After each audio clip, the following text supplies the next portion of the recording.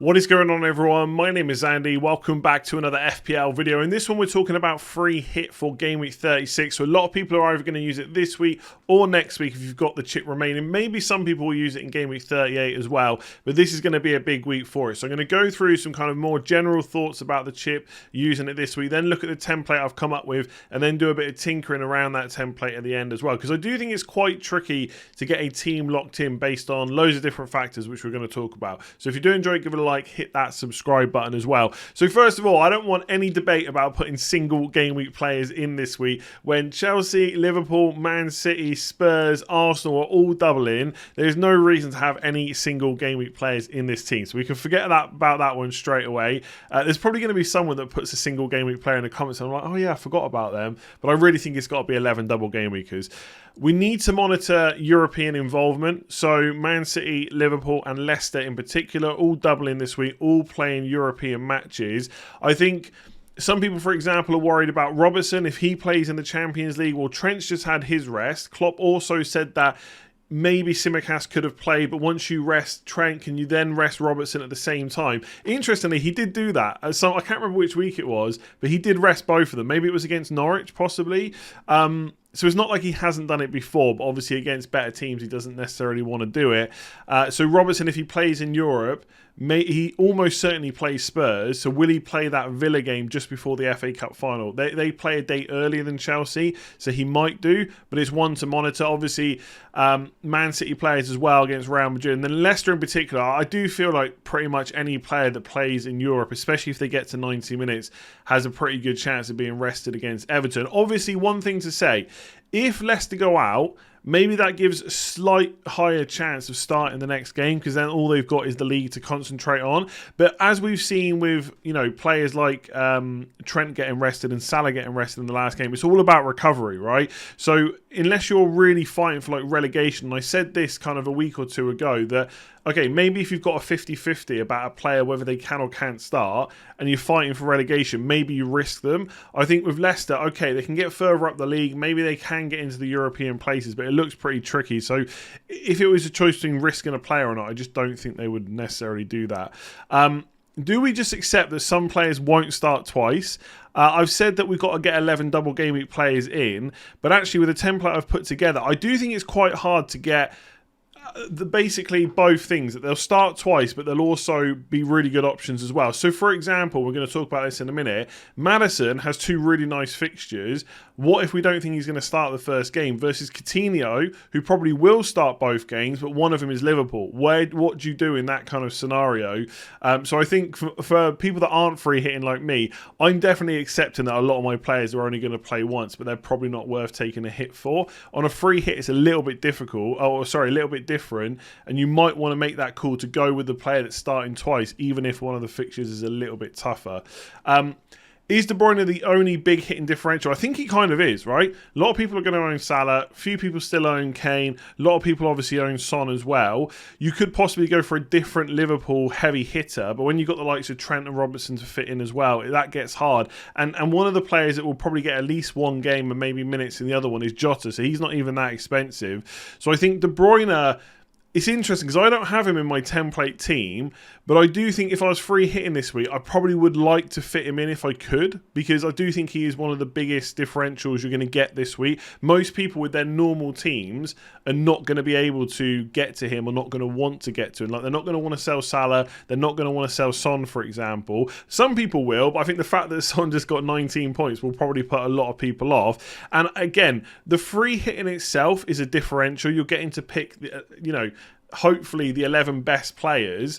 But I do think this week, because a lot of people will already own most of those players, there are only a couple of differentials you can go for. And De Bruyne probably is one. So I really would, as long as he comes through Europe unscathed, I would strongly think about trying to put him into the team. I guess there's no guarantee that he doesn't play 90 minutes in Europe and then misses one of the games as well. But I think because he's just had a rest similarly to Foden, you'd hope that he would continue playing. But again, we need to monitor all this stuff. But definitely think about De Bruyne. Just really quickly, there probably is some of you that are still on the fence about free hit 36 versus 37. Ultimately, like, you should have already started making transfers based on which way you were going. I think in terms of total points, the free hit in 36 is definitely going to outscore free hit 37. I don't think there's any doubt about that whatsoever. Free hit 37 will have some single game week players on. So this week is definitely the week for total points. But all that really matters is the gap between your team versus your free hit team in both of those weeks. So for my team, for example, in fact, if I just bring it up really quickly, like this is what it looks like right now. When you see the template team in a minute that I've come up with, it's not a huge amount of difference to this. There are some differences, like Son, for example. But for a -4, I can get fairly close to it. And I don't see right now that the points difference is going to be that much different between my team and my free hit team. Whereas in game week 37, I've got hardly any Everton players, no Villa players, etc. I don't have Kane or Son against Burnley at home either. I think the difference between my team for 37 and my free hit team will just be slightly more. For what it's worth, I don't think there's a huge amount of difference between the two. So if you're well set up for 37 and you fancy just going all in on the double game week and just changing around your optimal players, then just do it this week, right? I don't think the difference between the two will be that huge in the end. Okay, so what I'll do is start off with the base template team that I've come up with, and then I'll do a little bit of tinkering at the end. For what it's worth, I think there's like 6 or 7 players that I'd pretty much have locked in, and I'm going to talk about them as we go. I'll mention which players they are, and then you'll it's a bit like dominoes then. You move one position for the players that you're not quite certain about, and then you've got to fill in another one. So for example, I've got double City defence. If I decided to go for double City attack, I've got to find a different defender instead. So there's only a few spots like that in the team. So Schmeichel would be pretty much nailed in the team. I think Everton at home and Norwich at home, pretty good fixtures. Obviously Norwich relegated now. Everton's going to be tough. That comes after Leicester's European game. Everton obviously fighting for their life with relegation and stuff like that. But I do think overall, 2 home games looks pretty good on paper. Schmeichel would be in. I think, players like Alisson, players like Ederson are better. But when we look at combinations, so an outfield Liverpool Man City defender plus Schmeichel versus, Ederson or Alisson plus I was going to say a Schmeichel defender, a Leicester defender, there's no real contest there. I think because of the European games, Leicester will rotate. It's hard to know which ones are going to play twice. Like if Ricardo Pereira or Castagna, you told me right now, would definitely start both of Everton or Norwich, you could maybe make a case for going Ederson and one of them instead of Laporte and Schmeichel, but I just wouldn't risk it. So Schmeichel would be locked in. Trent and Cancelo would also be locked into this team. I think Trent's just had a rest. It doesn't mean he can't have another one, but it's very unlikely it's going to come anytime soon. So I think he starts both games, and obviously, it's Trent, it's Liverpool. Even though Spurs at home and Aston Villa away is not, on paper isn't that great, this is Liverpool, right? We know how good the defence is. He has to be in there. Same with Cancelo. I think you have to have at least one City defender. And if you're not going for double City attack, I think you have to go for double City defence. Like Newcastle at home, Wolves away. Again, on paper, football doesn't work like this, but that looks like 2 clean sheets to me. I think Newcastle, maybe right at the start, did okay against Liverpool. They made, I think Alisson, I remember I watched the first half, I think Alisson made a couple of mistakes, but after that, it was kind of all Liverpool, and I would expect the same with Newcastle. They're going to control the ball. I don't see Newcastle giving them too many issues, right? So Cancelo would definitely be in there. With Laporte, you could go for Diaz, who's back now, if you see him as more nailed. I just think that Laporte has mostly been nailed for this season as well. He's not had an injury or anything like that, so I think I would probably stick with him. I guess we need to monitor the fitness of Stones, because if Stones was back anytime soon, maybe Pep would use that as an excuse to rest Laporte, because he has played a lot of minutes, but I think he looks pretty good. So I would probably go for Laporte, but there's no issue if you wanted to go for Diaz instead. And then Robertson, I would definitely monitor what happens in Europe. I expect him to play against Villarreal. I know people think Tsimikas is going to come in, but I don't think that Klopp is going to rest too many players against Villarreal. But let's see, right? By the time you watch this video, you might have seen the lineup. The one thing is, and thanks to FPL Newcomer on Twitter for pointing this out to me, the gap between games isn't actually that bad for Liverpool. It doesn't mean that Robertson won't get rested. But if we just have a look here, so they're playing tonight, which is the 3rd of May, Tuesday. Then they play Saturday. So Tuesday to Saturday turnaround. Okay, the difference then to Aston Villa is only 3 days. But the FA Cup is on the Saturday, right? So it's Tuesday to Saturday. So the only real issue is this gap between games, Saturday to Tuesday, which Robertson will have done plenty of times this season, I'm sure, with Champions League and when other fixtures come midweek as well. So I think there is a chance that Robertson starts twice.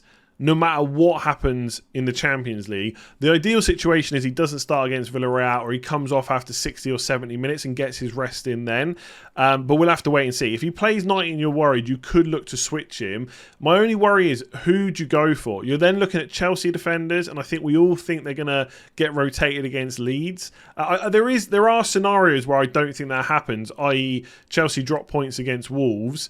And Spurs beat Liverpool, and then the gap for top four becomes a lot closer. But I just don't see those two things happening. So I think Chelsea will rotate against Leeds. So I would probably take the risk on Robertson because I think he's that good. And if you're not going for Chelsea defenders instead, you could maybe triple up on Man City, but then you lose an attacker. You could go for Aston Villa, but they've got to play Liverpool. So I think no matter what happens in Europe, I probably would just risk Robertson and have him in the free hit team. So I just add in all the attackers. I was going to do midfielders, then forwards, but I've only got one forward in there. So if money is no issue for you, I do think Richarlison is probably the striker I would have. I say no issue, I mean realistically. Obviously, if you can have this team and also have Harry Kane, I would probably just have Harry Kane. But if you're looking at Richarlison versus Watkins versus Pukki versus Nketiah, I think Richarlison is the forward that I would have. I said this on yesterday's video. I just think forwards like Werner and Jesus, there's just a good chance they only start once. If Richarlison's not banned, if he's fit and available, and obviously we'll have to wait for press conferences for Lampard to confirm that, but if he's fine to play, he's going to start both games. He's going to play good minutes in both. He's on penalties as well. Watford's a really good fixture. Leicester comes straight after the European game as well. I really like Richarlison. He probably would be the forward that I would go with. Salah is a lock, right? Obviously, I'm not even going to talk about him. Saka would also be a lock for me. I think that Leeds at home game could be pretty fruitful for Arsenal. I think their attack is still looking good. Obviously, Spurs away is not quite as good, but Saka's nailed. He will start both games. Like, if you're looking at this team, thinking who's definitely going to start twice, you've got the likes of Son, Richarlison, probably Salah, and Saka is definitely there. And I think the fact that he plays Leeds at home would mean he would be a lock in my side.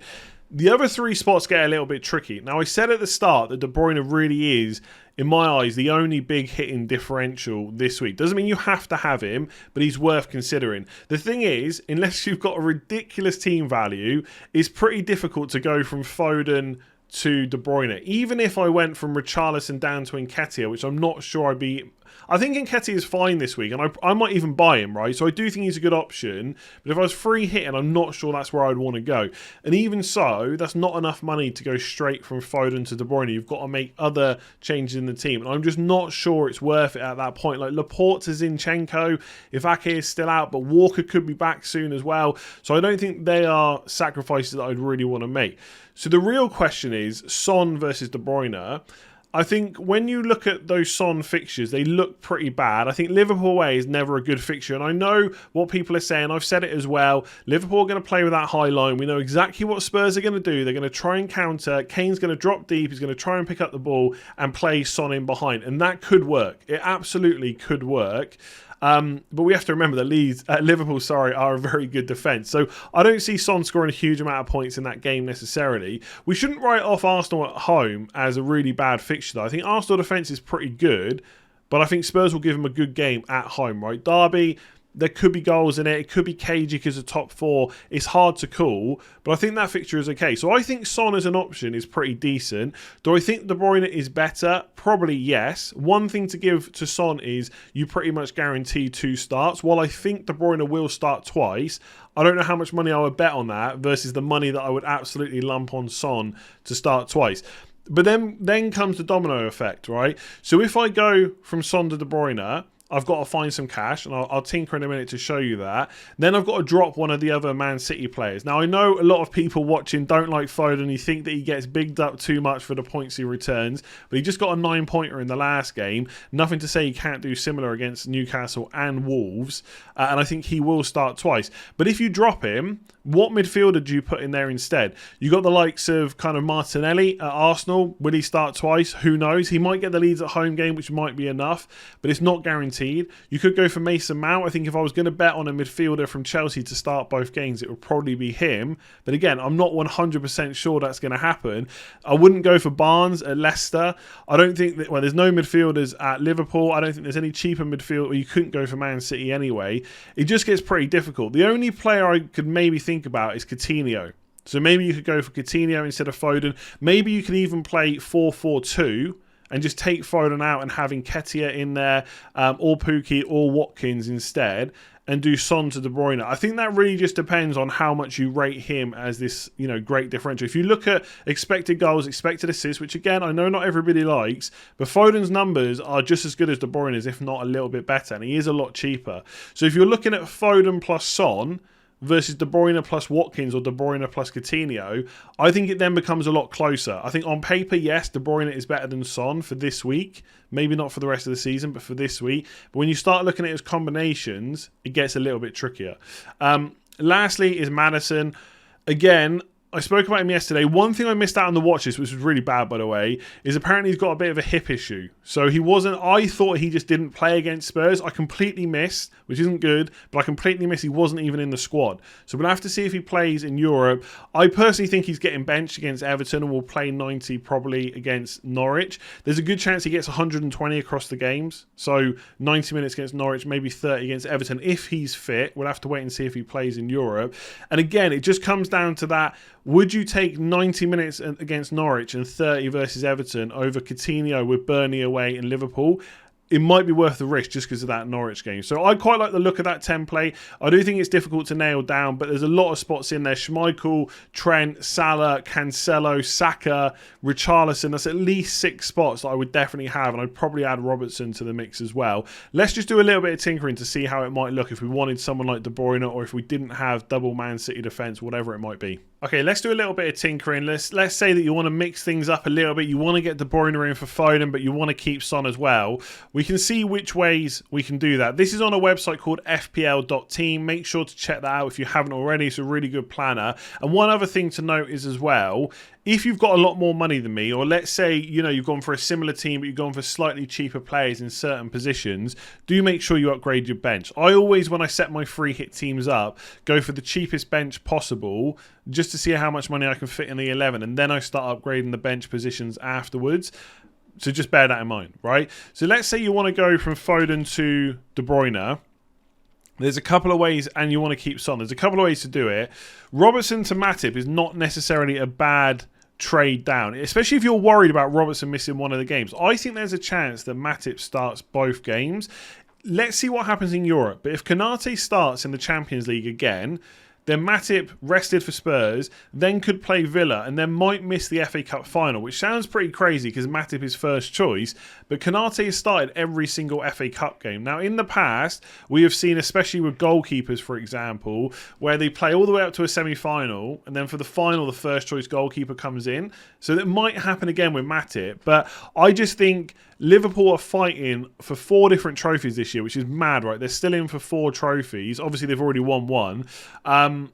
And so there's no like kind of egos there. I think Konate will probably play the final, and Matip's probably going to be okay with it because he knows he's there fighting for the league as well. So there is a chance that happens. Obviously, Robertson could play twice and Matip might get benched once, but I do think it's not a bad trade down. And then for Laporte, you'd have to go really cheap. So you'd have to go for someone like Tavares at Arsenal, who should hopefully play twice. Whether or not they can get a clean sheet against Spurs, I think that's difficult. Leeds at home, possibly. But that's one way to get De Bruyne and Son and have Salah as well and keep Richarlison. Again, another way to do that might be to put Matip back in for Robertson quickly, change Tavares back to Laporte, and then maybe instead you could just downgrade Richarlison to Nketiah. That could be another way of doing it. Obviously, for me, I think Foden's a pretty decent option. I think I'd probably rather just have the double attack and just ditch Son. Obviously, you've got too many players from Man City, but you can fix that. And you probably just downgrade Laporte for someone else instead. And in this particular scenario, I've got 7.3 million to spend. Now, that's with Matip in there. It does get pretty tricky to find another good defender. I don't know if I would go Reece James or Alonso or just go for a Villa defender, maybe an Everton defender, maybe risk a Leicester defender. This is why I quite like the Son and Foden combo, because I think then finding that next defender is pretty hard. The other thing you could do, if you wanted to, is completely tank this position. So let's just put another really cheap defender in just for now. You'd bench them, and you could just play a striker instead. So you could just play 3-5-2, and instead of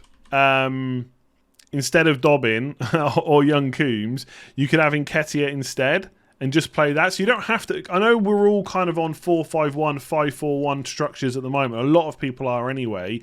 Doesn't mean you have to play like that. And that would also give you the money to go back up to Robertson as well. So honestly, that's what I was saying earlier. There's just a domino effect. If you choose one move, you've then got to ditch someone else. So if you go for De Bruyne and Foden, which I don't think is necessarily a bad idea, double City attack is definitely a differential over double City defence. Like a lot of non-free hitters will have double defence. Not many will have double attack.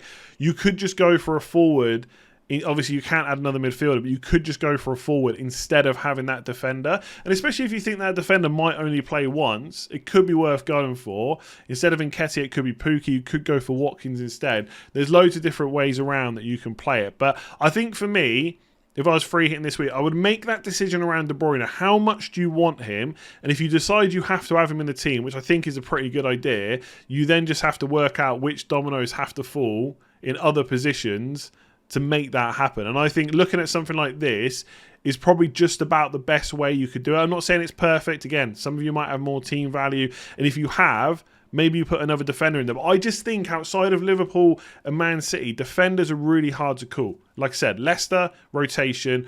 Arsenal have got that Spurs game, which looks pretty tricky. Could be rotation for Chelsea as well. Villa have got Liverpool. Everton, on paper for attack, I think it looks pretty good. But I could see Leicester scoring against Everton. Watford, maybe not so much. So, again, that's a pretty tricky one as well. So, just decide around De Bruyne. But I just wanted to do a little bit of tinkering just to show you what else is possible. Let me know if you think there's any players that I've missed. Let me know what your free hit team looks like and what you think of my kind of thoughts around the chip as well. Give it a like if you enjoyed it. Hit that subscribe button if you're new around here, and I'll catch you again tomorrow.